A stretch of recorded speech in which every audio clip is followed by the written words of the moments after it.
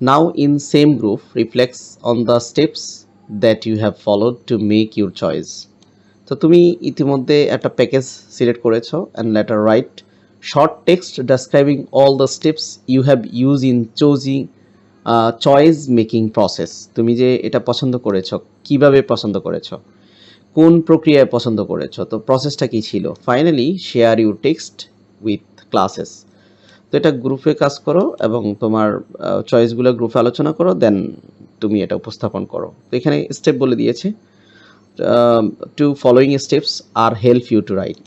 এখানে বলছে read the advertisement carefully and to make the right choice.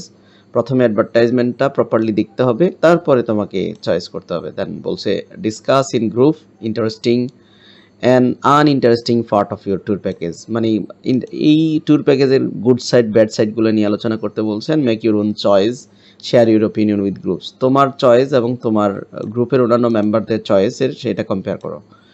In making your choice, we mostly consider your thoughts and not feelings.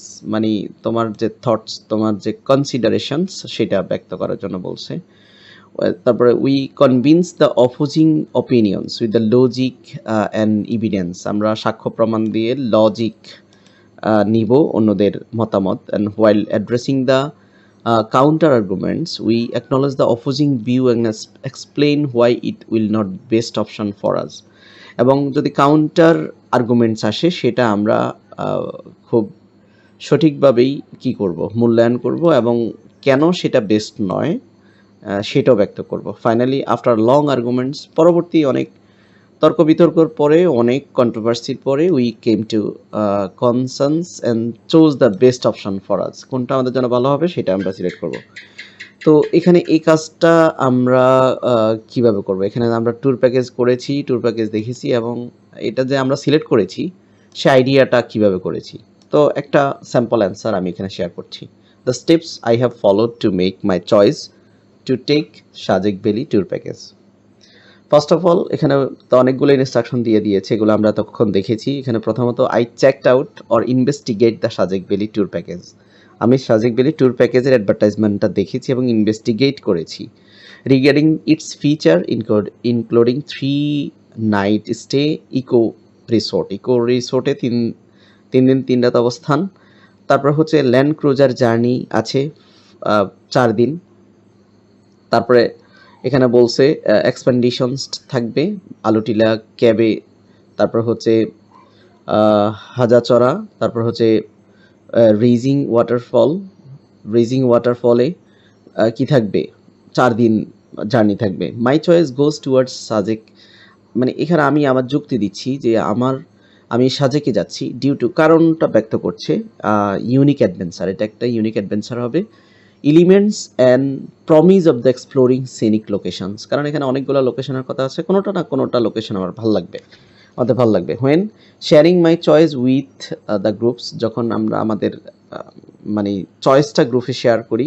I highlighted the diverse experience offered by the package.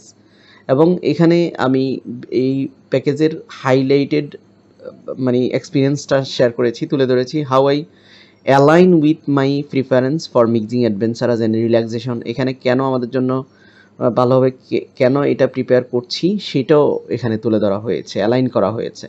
Two conceive those favouring towards other package, এবং অন্যান্য প্যাকেজের থেকে এটা কেন